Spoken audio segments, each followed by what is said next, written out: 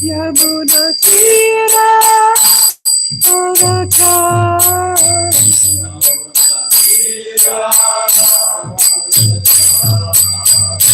Jaya Madhava Kunjavihari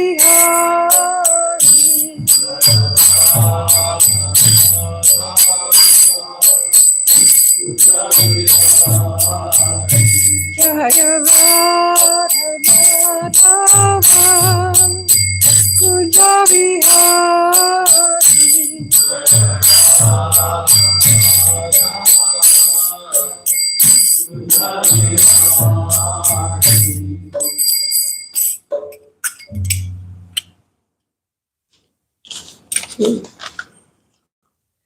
Jayam Vishnupad Paramahamsa Pari Rajakacharya Ashtotara Shata Shri Srimad A.C. Bhaktivedanta Swami Maharaj Prabhupada Ki Jai. ISKCON Founder Acharya Srila Prabhupada Ki Jai. Jayam Vishnupad Paramahamsa Pari Rajakacharya Ashtotara Shata Shri Srimad Bhaktisiddhanta Saraswati Goswami Maharaj Prabhupada Ki Jai. Jayam Vishnupad Srila Gaurakishore Das Babaji Maharaj Ki Jai. Jayam Vishnupad Srila Sachinandana Bhaktivinoda Thakur Ki Jai. Jayam Vishnupad Vaishnava Sarvabhuma Srila Jagannath Das Babaji Maharaj Ki Jai. Jaya Shri Rupa Sanatan Bhatta Raghunatha Shri Jiva Gopala Bhatta Das Raghunath Sad Goswami Prabhu Ki Jai. Namacharya Srila Haridas Thakur Ki Jai. Prem Se Kaho Shri Krishna Chaitanya Prabhu Nityananda Shri Advaita Gadadhar Shri Vasadi Gaura Bhaktivinoda Ki Jai. Shri Shri Radha Krishna Gopa Gopinath Shamakun Radhakun Giri Govardhan Ki Jai. Shri Mayapur Dham Ki Jai. Shri Vrindavan Dham Ki Jai. Ganga Mai Ki Jai. Yamuna Mai Ki Jai. Bhakti Devi Ki Jai. Tulsi Devi Ki Jai. Anantakota Vaishnava Vrinda Ki Jai. Shri Harinam Sankirtan Ki Jai. Pranath Raj Srimad Bhagavatam Ki Jai. Ishkan Bharat Guru Vrinda Ki Jai. Samaveta Bhakta Vrinda Ki Jai. Gaura Pramanande. All glories to the assembled devotees. All glories to the assembled devotees. All glories to the assembled devotees. All glories to Sri Sri Guru Sri Guranga. All glories to Srila Prabhupada. Om Namo Bhagavate Vasudevaya. Om Namo Bhagavate Vasudevaya. Om Namo Bhagavate Vasudevaya. Om Namo Bhagavate Vasudevaya. Om Namo Bhagavate Vasudevaya. Om Namo Bhagavate Vasudevaya. Narayana Namaskritya Naram Chaiva Narottamam Devam Saraswatam Vyasam Sito Jayam Vividayat Nasta Preshu Abhadreshu Nityam Bhagavata Sevaya Bhagavati Uttama Shloke Bhaktir Bhavati Naistiki.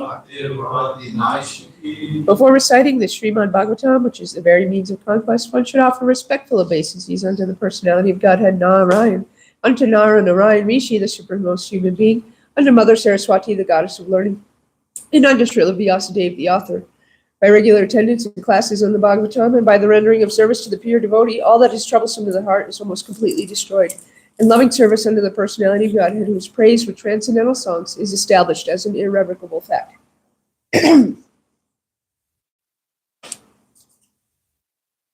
Okay, good morning, everybody.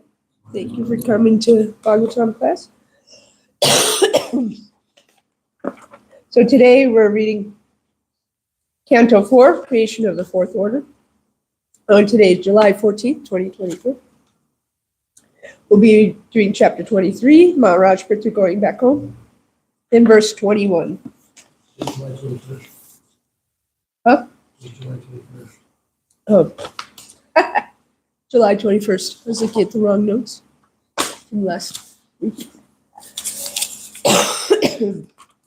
Okay. It is July 21st, 2024.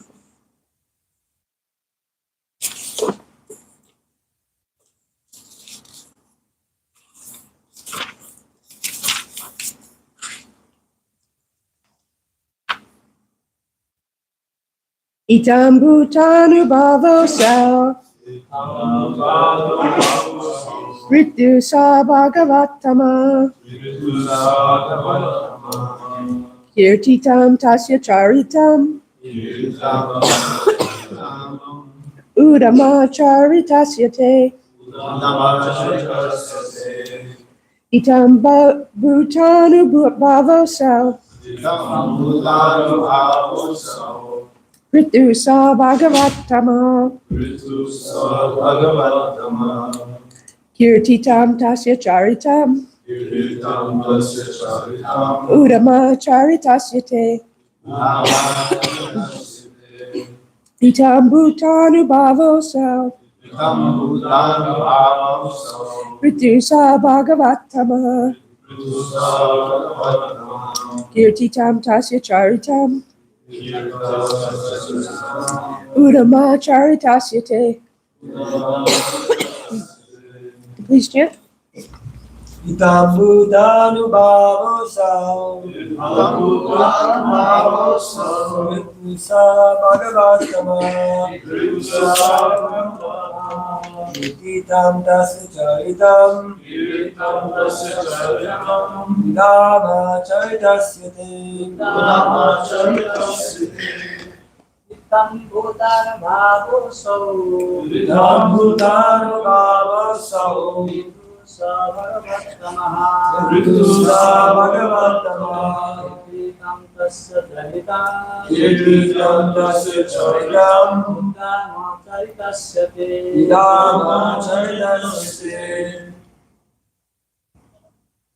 Okay. Right, let's do word for word. Itam bhuta. Thus. Anubhava. Very great, powerful. Asa. That. Prithu. King Prithu. Sa. He. Bhagavatamaha. The best among the lords. Kirtitam. Described. Tasya. His. Charitam. Character.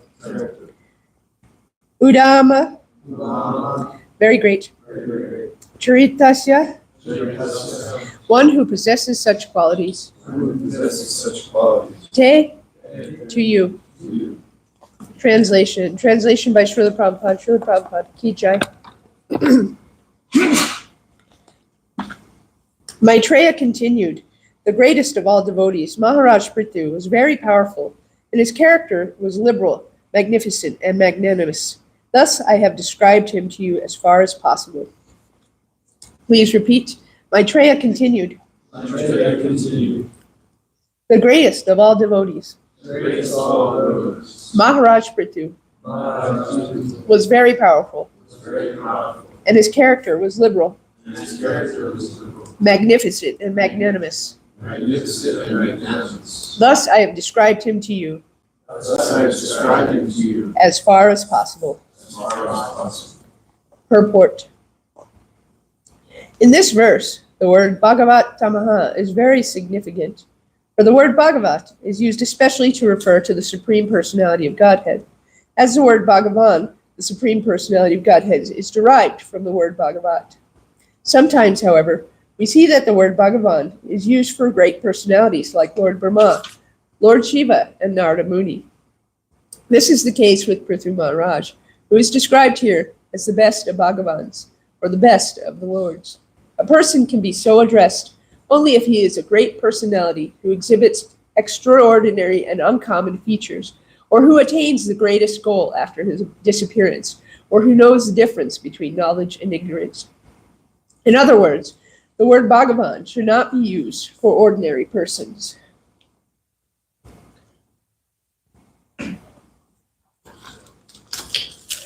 Om Jnana-timirandasya Jnana Shalakaya Chakshurunmilitam Yena Tasmai Shri Gurave Namaha Shri Chaitanya Manobhistam Stapitam Yena Bhutale Swayam Rupa Kadamayam Vidarati Swapadantikam Vandeham Shri Guru Shri Uttapadakamalam Shri Guru Vaishnavam Shri Rupam Sagrajatam Sahagana Raghunathan Tam Sajivam Savadetam Savadutam Parjana Sahitam Krishna Chaitanya Devam Shri Radha Krishna Padan Sahagana Lalita Shri Vishakam Vitamscha He Krishna Karuna Sindhu Dina Bando Jakapate Gopesha Gopeka Kanta Radhakanta Namostrite Tapta Kanchana Ko Rangi Radhe Vrindavaneshwari Vrishabhanu Suti Devi Pranamari Hari Priya Vanchakopa Tarubhyascha Kripa Sindhu Devacha Patitanam Pavanebhyo Vaishnavibhyo Namo Namaha Shri Krishna Chaitanya Prabhu Nityananda Shri Advaita Gadadhar Shri Vasari Gaura Bhaktivinoda Hare Krishna Krishna Krishna Hare Hare Hare Rama, Rama Rama, Hare Hare.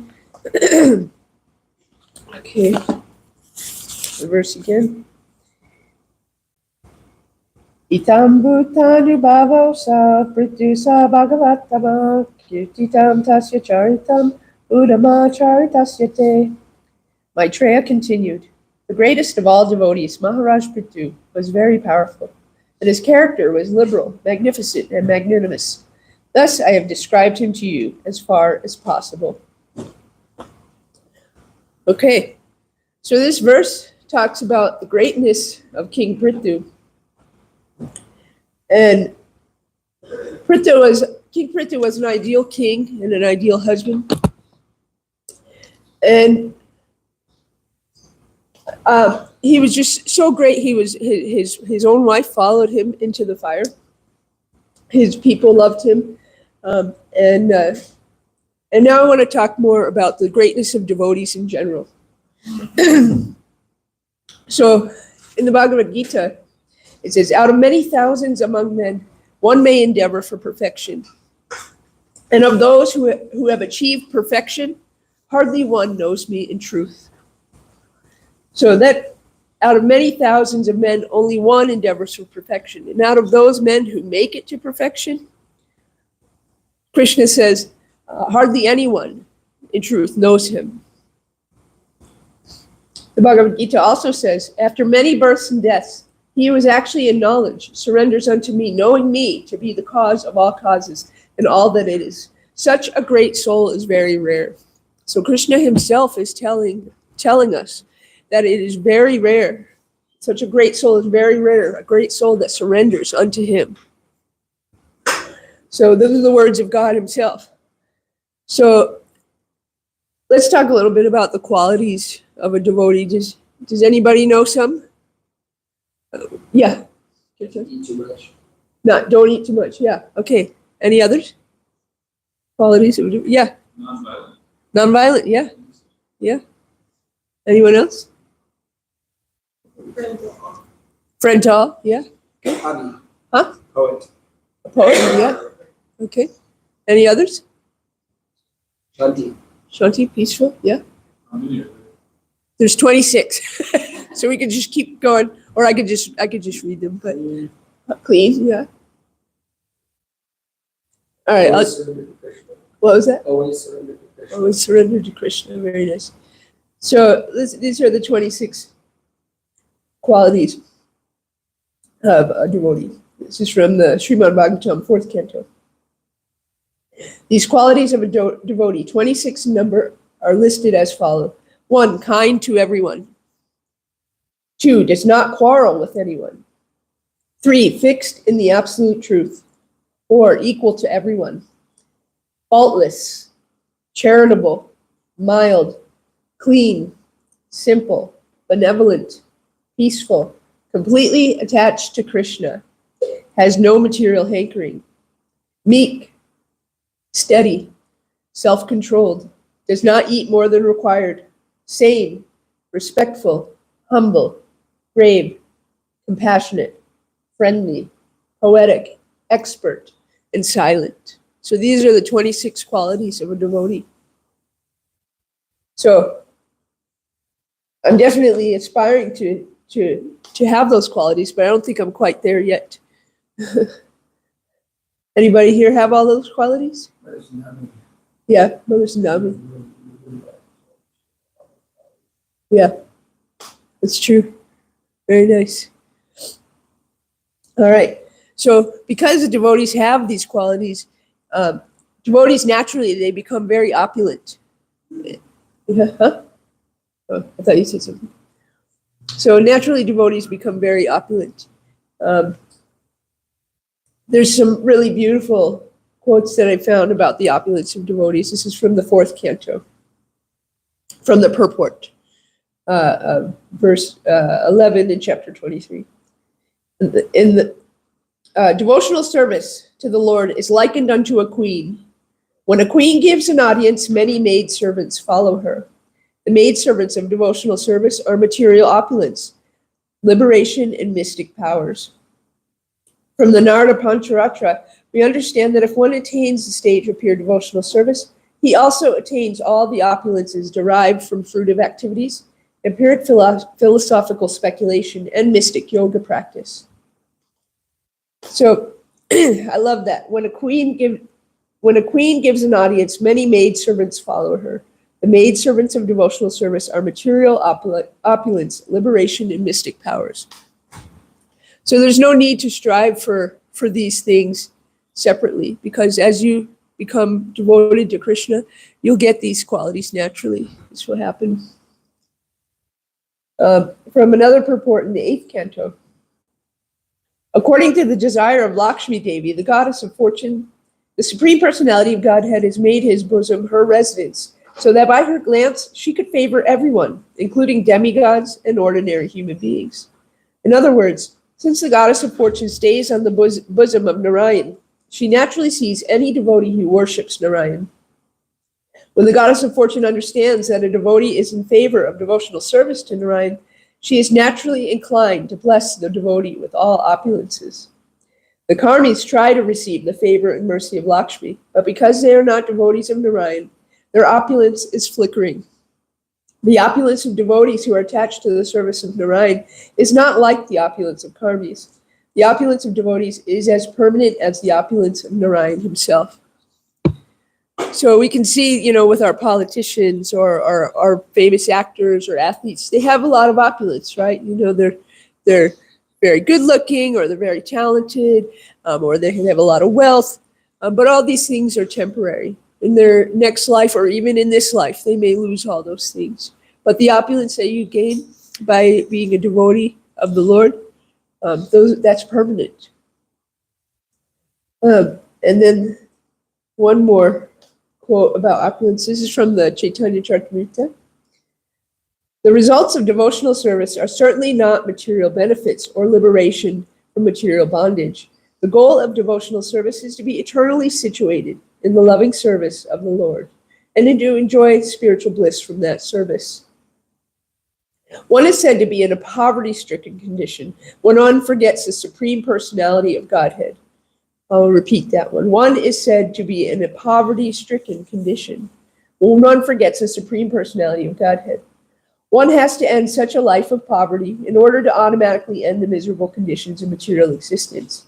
One is automatically liberated from material enjoyment when one tastes the service of Krishna. One does not have to endeavor separately for opulence. Opulence automatically comes to the pure devotee, even though he does not desire material happiness, material happiness. So there's so much talk today about poverty. How can we solve poverty, right? But that poverty that we're trying to solve is not what the true poverty is. Oh my goodness. There was no poverty in sound right then. So the true poverty isn't, making sure that we have enough money to cover our basic needs. Although that is certainly something that everybody needs, is to have their basic needs met. But the true poverty is our forgetfulness of Krishna, right? And if we remember Krishna, those other things will come in line. And so that is what the true poverty is. So now this purport was talking a little bit about some great devotees. And so I want to talk a little bit about a few great devotees. And one devotee is Narada Muni. I love talking about Narada Muni. He's like just one of my favorite people in the Bhagavatam. He's just so interesting to me. And Narada Muni, he was very opulent, but then he got cursed to be devoid of beauty and to lose some of that opulence. And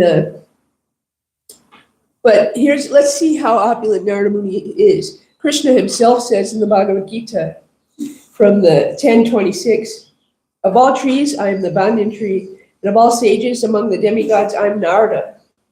Of the Gandharvas, I am Chitratha, and among perfected beings, I'm the sage Kapila. So God himself, Krishna himself, is saying, of all the sages, among the demigods, I am Narada. So that's pretty opulent, right? I mean, if Krishna himself is saying that. So Narada Muni, he used to be a Gandharva, so he was sort of a musician, and he was very handsome. He was very handsome, and the ladies loved him, and he loved the ladies. And he went to a big festival, and this was a festival put on by the Prajapatis, the progenitors that were told to populate the universe. And so they're having a big kirtan, a big sankirtan, or congregational chanting. And Narada Muni started, he wasn't called Narada Muni, I think he was called does anyone remember Uparbana? Yeah. And so he started glorifying the demigods in the midst of this great kirtan. And this offended some of the devotees there because kirtan's only supposed to be glorifying the Supreme Lord. And they cursed him. They said, you're going to be born in a Sudra family, and you're not going to be handsome anymore. You're going to you're going to be devoid of beauty, is what they said. And so sure enough, he dies and he's born again as the son of a maidservant. And he's not much to look at. But as the son of a maidservant, he has a really good opportunity. His mother, she is actually serving these great sages. And so since his mother is doing that, he's also helping serve these great sages. And while he's doing that, he's, bringing them food, cleaning up after them, whatever. He's listening to their conversations, and he's hearing everything that they're talking about. And he's also able to eat the remnants of their prasadam that they eat. And the sages, they found no fault in him. They liked him. And so they kind of gave him their blessing. And so he, after his mother passed away, he decided to become a wandering mendicant. And so he did that. He was a wandering mendicant. He was meditating on the Lord all day.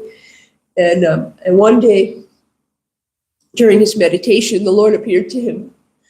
And he was just in bliss, seeing the Lord. And then the Lord disappeared from his vision. And he was totally distraught, completely distraught.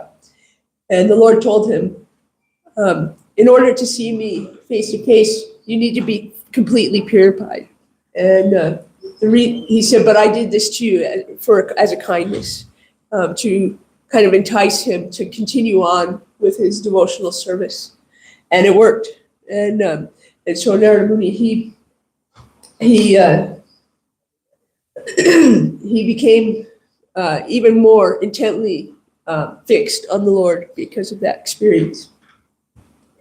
And at the end of that life, he was ready to die and give himself to the Lord. And so then his next birth was he became Narada Muni, the transcendental spaceman, where he travels all around the universe and he helps people become Krishna conscious, and he helps move things along in various stories so that people can get closer to Krishna. So now the reason that he has to travel everywhere is he was actually cursed by Daksha to never have a home anywhere. But he uses this to his advantage to travel all over the universe and talk about the Lord and help people with their spiritual life. So he's also known as the guru of gurus. Let's see. So Lord Krishna, feeling grateful for Narada's dedication and love, once asked him, "What can I do to serve you?" Narada said, "I do not care where I may be, but I pray that I may be allowed to constantly remember your lotus feet." This single-minded determination marks Narada as the perfect guru, and many great sages have taken shelter at his feet. He is the spiritual master of Valmiki, the author of the Ramayana, and of Prahlad Maharaj, Dhruva Maharaj, the Prachetas, Chitraketu, and many other prominent personalities in Vedic history. Most important, he's the spiritual master of Vyasadeva, often considered the model guru. For this reason, Narada Muni is the guru of gurus. So Narada Muni became an incredibly great devotee, even though at one point he had lost his opulence that he had, right? All right, so now let's talk a little bit about the importance of not offending a devotee. So I'm going to read a quote from the Bhagavatam and then tell you a little bit about how that quote came to be. So this is from the 5th canto. It says, "My dear sir, I'm not at all afraid of the thunderbolt of King Indra, nor am I afraid of the serpentine piercing trident of Lord Shiva. I do not care about the punishment of Yamaraj, the superintendent of death, nor am I afraid of fire, scorching sun, moon, wind, nor the weapons of Kuvera. Yet I am afraid of offending a Brahmana, and I am very much afraid of this." So this was said by a king. So why would this king be so afraid of offending a devotee? Who knows? Anybody? Nobody knows? You get cursed in 7 days. Huh?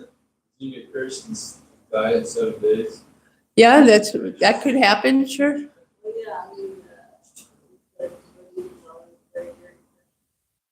What was that? Yeah. Yeah, you don't want to offend a devotee because that offends Krishna. Exactly. So, okay. So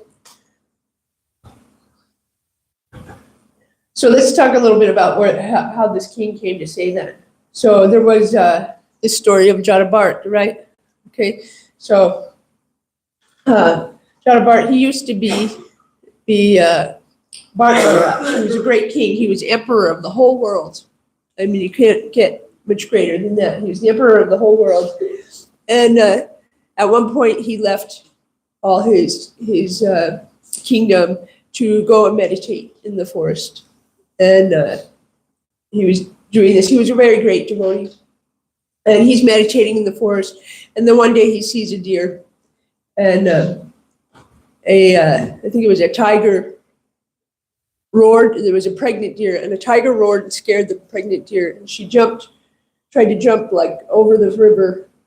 And when she did so, she spontaneously gave birth to her deer fetus. And that deer, she died. And the little baby deer was in the river, and Bharat Maharaj, he saw it, and he went to save it. And he became very attached to this deer. He was taking care of it. And as he grew more and more attached to this deer, his devotional service kind of slackened off a little bit. And one day the deer, he went missing, and he couldn't find the deer, and he's looking everywhere for the deer. And as he's frantically searching for the deer, he actually gets hurt, and he dies, and he's thinking about the deer when he dies. And so he's born again in a deer body. But this deer could remember his past life, and so he knew what had happened. He was focusing too much on this deer, and so he decided, okay, I'm not going to do that again. I'm going to focus on the Lord. And so he lived his deer life, and eventually he died, and he was born again in a human body. And this time he was born in a family of a Brahmin family, and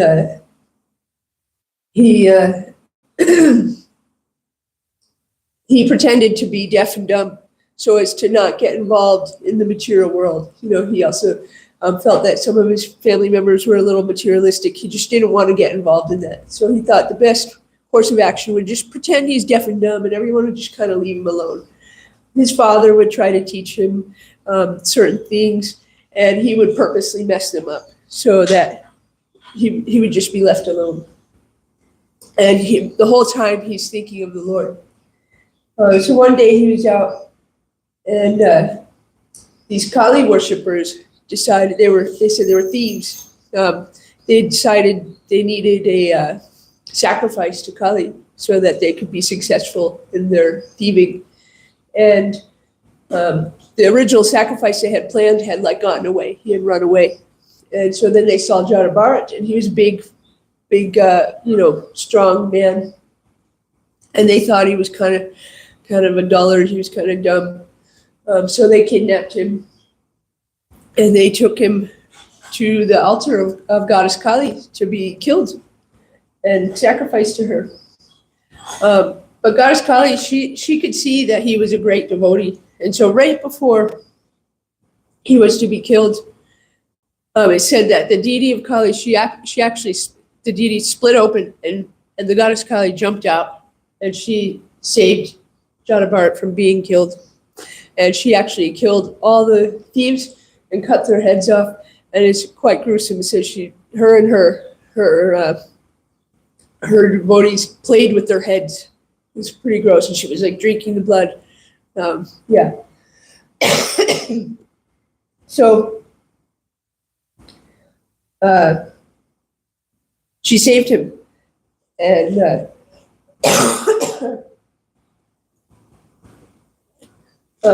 so then he gets away from those guys because they're dead, and he ends up being asked to carry a palanquin for King Rahugana. What did it? Rahugana.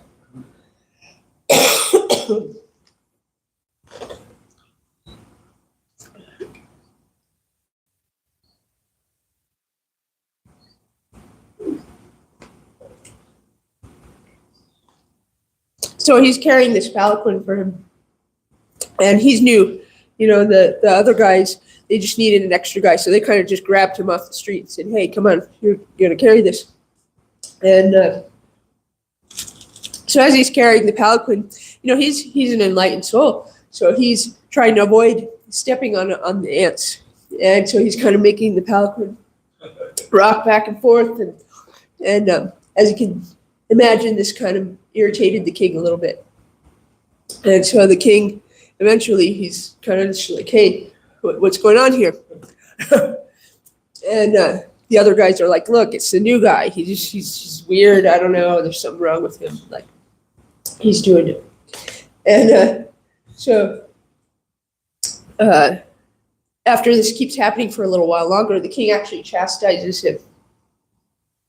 And when he does this, suddenly Jada Bharat, he kind of reveals himself to the king and starts telling the king that his position as king and his position as servant are only temporary.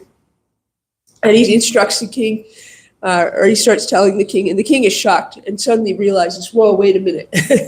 This is obviously not who I thought he was." And the king, he actually puts his head down, bows down, puts his head on Jada Bharat's feet, which is amazing to think about. I mean, could you imagine, like the president of the United States doing that? I don't think so. Right.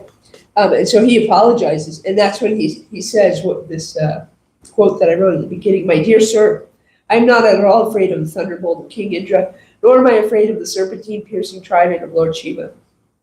I do not care about the punishment of Yamaraj, the superintendent of death, nor am I afraid of fire, scorching sun, moon, wind, nor the weapons of Kuvera. Yet I am afraid of offending a Brahmana. I am very much afraid of this." Yeah, and so the king realized this was a great soul. And so not only did he beg forgiveness, but that he then asked Jada Bharat to instruct him. So that's pretty amazing. I can't imagine any of our modern day politicians doing that, having someone that's serving them and then asking them for forgiveness and then instruction. So the third story I wanted to talk about is about Durvasa Muni and Maharaj Ambarish. And this further illustrates why you should not offend a devotee. Because even if you offend a devotee, Krishna cannot save you from the reaction from that unless you ask for forgiveness from that devotee. So Amarish Maharaj, he also was emperor of the world. And it was Ekadasi. He was fasting. Well, it was actually the day after Ekadasi. He was about to break the fast. And you had to break the fast at a certain time, or it said that all the austerity was not worth anything. Now we don't follow it like that anymore. So just be aware of that. But so at the time, or right before he was going to break his fast, all of a sudden Rasa Muni comes. And Amarish Maharaj invited him to break the Ekadasi fast with him. And Rasa Muni said, okay, great, but I'm going to take a bath first. So he goes to take a bath, and the time comes to break the fast. And Amarish Maharaj, who's been following this very strictly for most of his life, he's kind of in anxiety. He doesn't know what to do. He doesn't want to offend his guest by breaking the fast without him. But he also wants to maintain his strict observance of the Ekadasi fast. So he discusses with his advisors, and they decide, oh, well, he could just drink like a sip of water. And that will break the fast, but he's not, eating without his guest. So he does that. He takes a sip of water. Well, Rasa Muni, he's a great sage, and he has mystic powers, and he figured it out. He knew he drank some water, and this made him very angry. He was quite easily angered. And so he was so angry about this that he actually summoned like a big fiery demon. He got one of his hairs and summoned a big fiery demon. And Amarish Maharaj, being a great devotee of the Lord, he just prayed to the Lord and took shelter of the Lord. And so the Lord sent his Sudarshan Chakra. And the Sudarshan Chakra very easily killed the great fiery demon. And then after it killed the fiery demon, the Sudarshan Chakra started going after Rasa Muni. And so Rasa Muni's like, oh no. And he starts running away. And he's running all over, trying to get away from the Sudarshan Chakra. And he can't get away from it. He even goes to Lord Brahma and he begs Lord Brahma. He says, Lord Brahma, please help me. Please stop, please help, save me from the Sudarshan Chakra. And Lord Brahma says, I'm sorry, there's nothing I can do. So then he goes to Lord Shiva. And he's like, Lord Shiva, please help me. This Sudarshan Chakra is coming after me. There's nothing I can do about it. Can you please help me? And Lord Shiva said, I'm sorry, I cannot stop the Sudarshan Chakra. So he goes to Narayan, and Narayan is the form of Krishna that lives in our heart, among other places. And he says, please, can you help me? Please recall the Sudarshan Chakra, please. And Narayan tells him, I cannot help you. He tells him, the only thing that you can do is go and beg forgiveness from the person that you have offended. And so Rasa Muni goes back to Amarish Maharaj, and he tells him, I'm so sorry. Please forgive me. And immediately the Sudarshan Chakra is recoiled. It's taken back, and all is well. And so the point of this story is we don't want to offend devotees because Krishna loves his devotees. Krishna will take on so many offenses to himself. But when you offend one of his devotees, there's no way that he can free you from that reaction, from that, unless you actually beg forgiveness from the person that you've offended. And so these are some stories about great devotees. And I apologize because I'm sick, so I'm a little off my game today. But I was wondering if anybody else had a favorite story that displays the greatness of a devotee. Does anyone have one? Yeah, Lavanga. Okay, question, sure.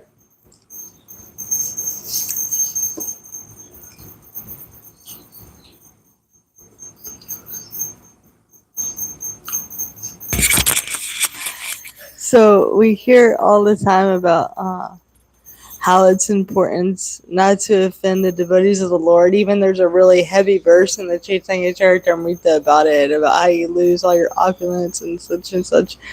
But I was wondering, you know, every day we're committing actions, and people can take our actions in certain ways that, like, we didn't mean them to. And so we could accidentally offend a devotee and not even know it. Yeah. Especially like when you're in charge of organizing a festival, or when you're in charge of like doing the schedule for a 12-hour kirtan. I've seen lots of devotees get offended in these situations. Yeah. Or if you are, you know, and just practically speaking. So how do you get free of offenses that you don't even know you committed? Well, one way we can try to prevent offenses is by following Vaishnava etiquette as much as we can. As far as getting free from offenses, I mean, we can always, if we really think we've offended someone, we can go to that person and beg forgiveness. But I mean, we can only do the best that we can. Sometimes people are going to be offended anyway. But yeah, I'm not sure if anyone else has anything to say about that. I don't know. I understood what it is to they said that this is why people that are in positions where they're in charge of others have to be, it's a dangerous service. Yeah, Because you could offend, you said yeah, Lord Chaitanya is very merciful. Lord Chaitanya is very merciful. You know, for offenses constitute acts of envy. You know, that's like an offense. And so unknown offenses aren't counted the same way, according to Kadambakanda Swami. And if you really feel that you've committed a lot of unknown offenses, you can go to Navadweep, and then there's a temple in Navadweep, and if you go to that temple, Lakshmi Priya temple, or no, Vishnu Priya temple, and you pray to Vishnu Priya, then you're relieved of all your unknown offenses. But, you know, offenses are really, you know, more like acts of envy and blasphemy, and, you know, because otherwise, you know, especially nowadays, everybody's offended. mm-hmm. I'm offended right now. Yeah. I'm just joking. I'm offended that you're offended. But there's a story of Sanatana Goswami. Yeah. About how, you know, somebody was walking around the book and he like laughed, and the guy thought Sanatana was laughing at him. Yeah. Yeah. So he could have been under offense there. That's probably. Makes me think sometimes devotees will say, please forgive me for offenses I may or may not have known I committed. And you Yeah. can say, please let me know if I've troubled your mind at all, to talk to me, you know, to a group. Yeah. You can say something like that. Yeah. Uncle Esper. My experience is that if I have offended someone and I don't even know it, that was your question, right? Yeah. And I don't even know it. Yeah. Krishna has his way of letting me know Yeah. big time. For example, I remember years ago in Prabhupada village, you know Mother Ragatmika? Anyways, a great devotee, Mother Ragatmika. So we're friends. So she came up to me one day, and she knew that I trusted her, and she trusts me. So she felt comfortable saying to me, she said, you know, sometimes the way you speak, Sureshwara, it can be very cutting. It can be very cutting. And I know you don't even know that. But you have to be aware of that. Yeah. So it'll help you think twice before you, not just what you say, but how you say it. Yeah, so Krishna, he lets you know Yeah. when you've made an offense and you don't even know it. And what did you do when she said that? Did you say, "Oh, too bad"? No, Okay. I really love Mother Ragatmika. So I said, oh, really? Yeah. I'm like that? Yeah, you can be like, now I know you don't mean it, but you can be like that. And then I started thinking of why I'm like that. And that's another story. Yeah, it's good. Yeah, when we become aware of these offenses, we just need to make amends as best as we can. That's a good point. That Krishna usually lets you know. I also experienced that even in a subtle way, the current gets unplugged. If you make an offense, the current of happiness from Krishna consciousness is like unplugged, Yeah. and your sadhana is not as good. You can't chant japa as good, and so you got to find where you made an offense. Yeah, I think a few times like, oh, something doesn't feel right. I must have offended somebody. And you try to figure out. Yeah. I offended lots of people. What's that? The Lord Chaitanya story where there's a milkshake in the room and you're not feeling the same. Yeah. It'll make you think of it though. Yeah. Put it in your mind. Yeah, and when you become aware of those offenses, try to make amends to that person. Problem is when we don't, because Krishna gives us the intelligence if we're devoted. Is that Buddha, we get this transcendental intelligence, but then you've done something and you don't make amends, then you're going to suffer. Sometimes Krishna doesn't give people the intelligence, though. They're not aware of it. Yeah. Oh, there's a Nukunja there.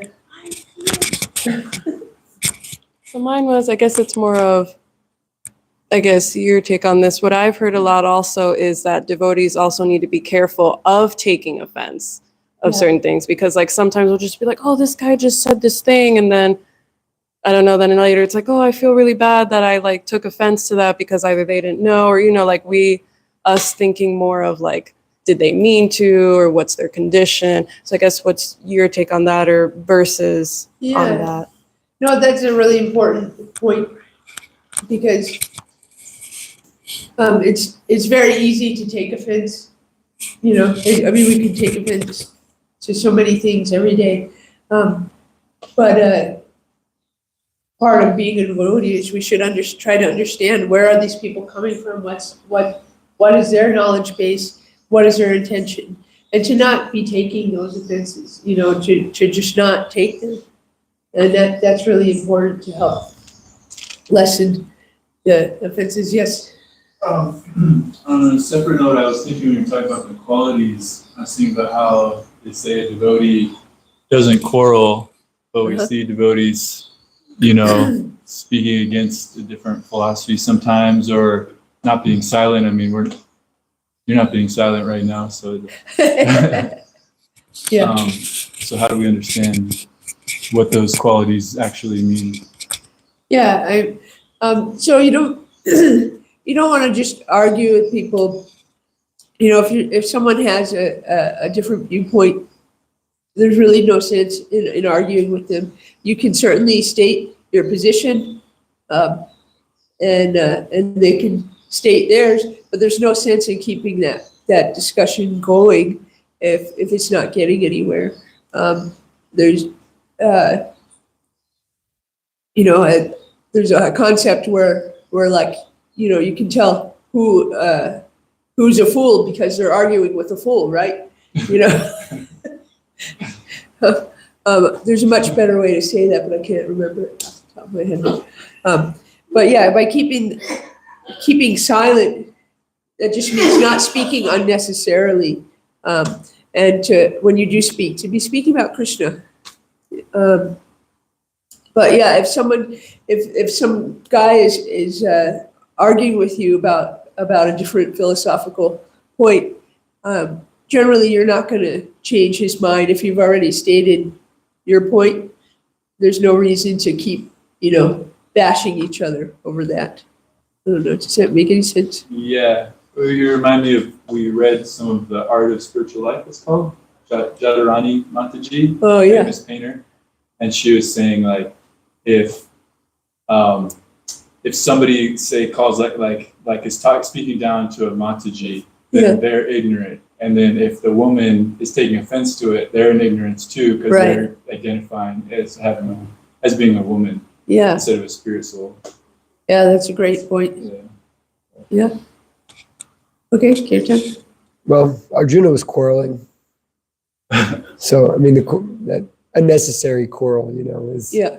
sometimes quarrel is necessary, to defend. Sometimes we got to balance people out of Govindas on Yeah. occasions, especially in the summertime. But yeah, I think that, like Krishna, anger and fighting can be used in Krishna's service, but, when you quarrel about mundane things that are based in the body, that's what it's referring to, It also says that, even if someone doesn't manifest all the 26 qualities of a devotee, if they're completely surrendered to Krishna, then they're still devotees. Yeah. All right, I think we'll end there. All right, Srimad Bhagavatam ki jai.